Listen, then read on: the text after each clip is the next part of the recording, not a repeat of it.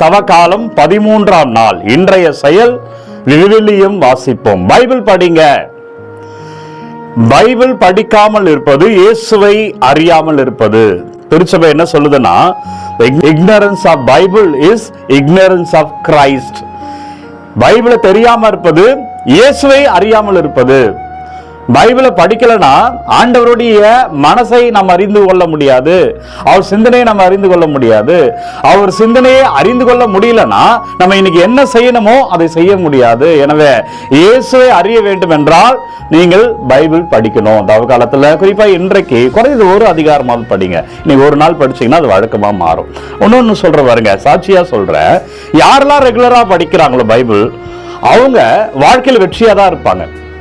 இது என்ன லாஜிக்கு தெரியாது, அது ஆண்டவர் தர கிஃப்ட். பைபிள் ரெகுலரா படிக்கிறவங்க வாழ்க்கையில சாதிப்பாங்க.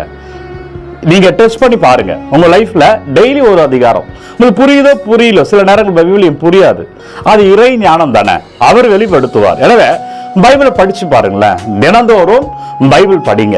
இன்றைக்கு ஒரு அதிகாரமாவது பைபிளை படிங்க. பைபிளை படித்தால்தான் ஆண்டவரை அறிய முடியும். ஆண்டவரை அறிகிற மிகப்பெரிய வழி திருவிவிலியம்.